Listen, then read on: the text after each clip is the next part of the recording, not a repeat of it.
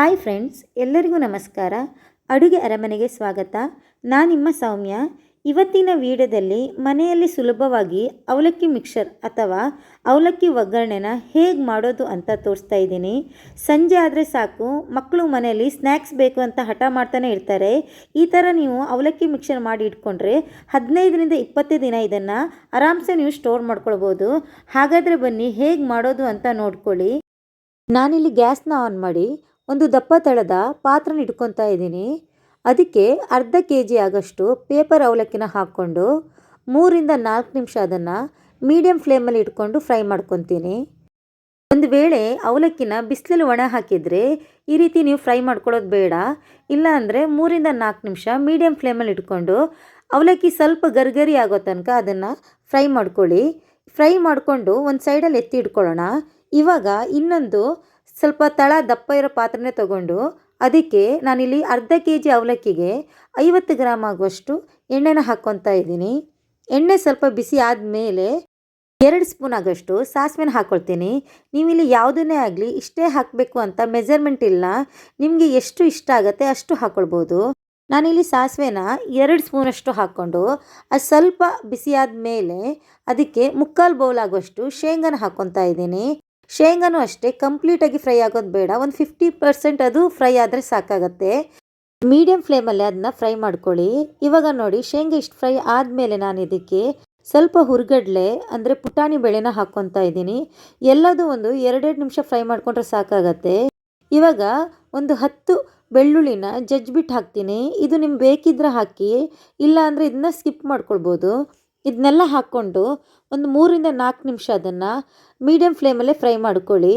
Next ನಾನು ಕೊಬ್ಬರಿನ ಸಣ್ಣ ಸಣ್ಣ ಪೀಸ್ ಮಾಡ್ಕೊಂಡಿದ್ದೀನಿ. ನೀವು ತುರಿದು ಬೇಕಾದರೂ ಹಾಕ್ಬೋದು. ನಾನಿಲ್ಲಿ ಸಣ್ಣ ಸಣ್ಣ ಪೀಸ್ ಮಾಡ್ಕೊಂಡು ಹಾಕ್ಕೊತಾ ಇದ್ದೀನಿ. ಇದನ್ನು ಹಾಗೆ ಒಂದು 2 ನಿಮಿಷ ನಿಧಾನಕ್ಕೆ ಫ್ರೈ ಮಾಡ್ಕೊಳ್ಳಿ. ಇವಾಗ ನಾನು ಒಂದು 2 ಮೆಣಸನ್ನು ಕಟ್ ಮಾಡಿ ಹಾಕ್ಕೊಳ್ತಾ ಇದ್ದೀನಿ. ನಿಮಗೆ ಖಾರ ಇಷ್ಟ ಆದರೆ ಬೇಕಿದ್ದರೆ ಹಸಿ ಮೆಣಸನ್ನು ಕಟ್ ಮಾಡಿ ಹಾಕ್ಕೊಳ್ಬೋದು. ಸ್ವಲ್ಪ ಅದಕ್ಕೆ ಕರ್ಬೇವಿನ ಸೊಪ್ಪನ್ನ ಹಾಕ್ಕೊಳ್ತಾ ಇದ್ದೀನಿ. ಇದೆಲ್ಲದನ್ನು ನೀವು ಕಲರ್ ಚೇಂಜ್ ಆಗೋ ತನಕ ಮೀಡಿಯಮ್ ಫ್ಲೇಮಲ್ಲೇ ಇಟ್ಕೊಂಡು ಫ್ರೈ ಮಾಡ್ಕೊಳ್ಳಿ. ನೋಡಿ, ಈ ಥರ ಕಲರ್ ಚೇಂಜ್ ಆಗಬೇಕು. ಕಲರ್ ಚೇಂಜ್ ಆಗೋ ತನಕ ನೀವು ಫ್ರೈ ಮಾಡ್ಕೊಳ್ಬೇಕು. ಇವಾಗ ನಾನು ಇದಕ್ಕೆ ಸ್ವಲ್ಪ ಗೋಡಂಬಿನ ಹಾಕ್ತಾಯಿದ್ದೀನಿ. ಈ ಗೋಡಂಬಿ ದ್ರಾಕ್ಷಿ ಹಾಕೋದ್ರಿಂದ ಟೇಸ್ಟ್ ತುಂಬಾ ಚೆನ್ನಾಗಿರುತ್ತೆ. ನಿಮಗೆ ಬೇಕ್ರಿಯಲ್ಲಿ ಸಿಗುವಂಥ ಮಿಕ್ಸರ್ ಥರನೇ ಅದು ಟೇಸ್ಟ್ ಕೊಡುತ್ತೆ. ನಾನೀಗ ಗೋಡಂಬಿನ ಫ್ರೈ ಮಾಡಿಕೊಂಡು ಅದಕ್ಕೆ ಸ್ವಲ್ಪ ಒಣ ದ್ರಾಕ್ಷಿನ ಹಾಕ್ಕೊತಾ ಇದ್ದೀನಿ. ಈ ಒಣ ದ್ರಾಕ್ಷಿ ಹಾಕಿ ದ್ರಾಕ್ಷಿ ಕಂಪ್ಲೀಟಾಗಿ ಅದು ದಪ್ಪ ಆಗಬೇಕು, ಅಷ್ಟೊತ್ತು ನೀವು ಅದನ್ನ ಫ್ರೈ ಮಾಡ್ಕೊಳ್ಬೇಕು. ನೋಡಿ, ಇದು ಕರೆಕ್ಟಾಗಿದೆ. ಇಷ್ಟು ಅದಕ್ಕೆ ಬಂದಮೇಲೆ ನಾನು ಗ್ಯಾಸ್ನ ಆಫ್ ಮಾಡಿಕೊಂಡು ಸ್ವಲ್ಪ ಅರಿಶಿನ ಪುಡಿನ ಹಾಕ್ಕೊತಾ ಇದ್ದೀನಿ. ಹಾಗೆ ಖಾರಕ್ಕೆ ನಿಮ್ಗೆ ಎಷ್ಟು ಖಾರ ಬೇಕು ಅಂತ ನೋಡಿಕೊಂಡು ಅಷ್ಟು ಖಾರದ ಪುಡಿ ಹಾಕ್ಕೊಳ್ಳಿ. ನಾನಿಲ್ಲೊಂದು ಅರ್ಧ ಸ್ಪೂನ್ ಹಾಕ್ಕೊತೀನಿ. ಮಕ್ಕಳಿರೋದ್ರಿಂದ ನಾನು ಸ್ವಲ್ಪ ಕಡಿಮೆನ ಹಾಕ್ಕೊತಾ ಇದ್ದೀನಿ. ನೀವು ನಿಮ್ಮ ಖಾರ ನೋಡಿಕೊಂಡು ಹಾಕ್ಕೊಳ್ಳಿ. ಬಟ್ ಒಂದಂತೂ ನೆನ್ಪಿಡ್ಕೊಳ್ಳಿ, ಗ್ಯಾಸ್ನ ಆನ್ ಮಾಡಿಕೊಂಡು ಯಾವುದೇ ರೀತಿ ಪುಡಿಗಳನ್ನು ಸೇರಿಸ್ಕೊಳ್ಳೋಕೆ ಹೋಗಬೇಡಿ.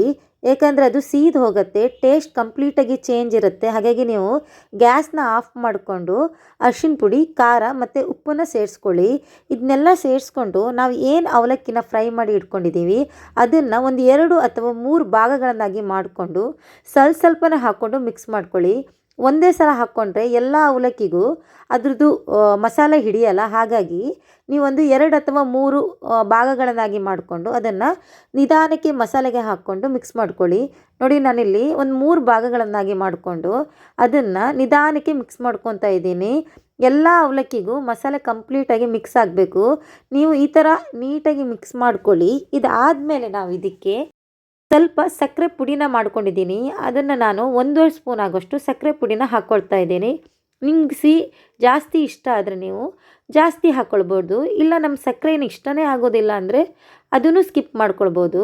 ಇದಕ್ಕೆ ನಾನೊಂದು ಅರ್ಧ ಸ್ಪೂನ್ ಆಗೋಷ್ಟು ಚಾಟ್ ಮಸಾಲನ ಹಾಕ್ಕೊತಾ ಇದ್ದೀನಿ. ಇದು ಕಂಪ್ಲೀಟ್ಲಿ ಆಪ್ಷನು. ನಿಮ್ಗೆ ಬೇಕಿದ್ದರೆ ಚಾಟ್ ಮಸಾಲ ಹಾಕ್ಕೊಳ್ಳಿ, ಇಲ್ಲ ಅಂದರೆ ಅದನ್ನು ಸ್ಕಿಪ್ ಮಾಡ್ಕೊಳ್ಳಿ, ತೊಂದರೆ ಇಲ್ಲ. ನೋಡಿ, ಎಲ್ಲದನ್ನೂ ಮಿಕ್ಸ್ ಮಾಡ್ಕೊಳ್ಳಿ. ಎಷ್ಟು ಗರಿಗರಿಯಾಗಿ ಮನೇಲಿ ಸಿಗುವಂಥ ವಸ್ತುಗಳಿಂದ ಮಿಕ್ಸರ್ನ ಮಾಡ್ಕೊಳ್ಬೋದು. ಸುಮ್ಮನೆ ನಾವು ಹೊರಗಡೆ ತಿನ್ನೋದಕ್ಕಿಂತ ಈ ಥರ ಮನೇಲಿ ಮಾಡ್ಕೊಂಡು ಇಟ್ಕೊಂಡ್ರೆ ಒಂದು 15ದಿಂದ 20 ದಿನ ಆದ್ರೂ ಹಾಳಾಗಲ್ಲ. ಹಾಗೆ ಹೆಲ್ದಿನೂ ಆಗಿರುತ್ತೆ. ಮಕ್ಕಳಂತೂ ತುಂಬಾ ಇಷ್ಟಪಟ್ಟು ತಿಂತಾರೆ. ನೀವು ಇದನ್ನು ಒಂದು ಸಲ ಮಾಡಿ ನೋಡಿ. ಹೇಗೆ ಬಂದಿದೆ ಅಂತ ಕಮೆಂಟ್ ಮೂಲಕ ತಿಳಿಸಿ. ನಾನು ಮಾಡಿರೋ ಪೇಪರ್ ಅವಲಕ್ಕಿ ಮಿಕ್ಸರ್ ನಿಮ್ಗೆ ಇಷ್ಟ ಆದರೆ ದಯವಿಟ್ಟು ಲೈಕ್ ಮಾಡಿ ಹಾಗೂ ನಿಮ್ಮ ಫ್ರೆಂಡ್ಸ್ ಜೊತೆಗೆ ನನ್ನ ರೆಸಿಪಿನ ಶೇರ್ ಮಾಡ್ಕೊಳ್ಳಿ. ನಿಮ್ಮ ಕಮೆಂಟ್ ಮತ್ತು ಲೈಕಿಗೋಸ್ಕರ ನಾನು ವೆಯ್ಟ್ ಮಾಡ್ತಾ ಇರ್ತೀನಿ. ಹೊಸದಾಗಿ ನೋಡ್ತಾ ಇದ್ದರೆ ಚಾನಲ್ನ ಸಬ್ಸ್ಕ್ರೈಬ್ ಮಾಡ್ಕೊಳ್ಳೋದನ್ನ ಮರಿಬೇಡಿ.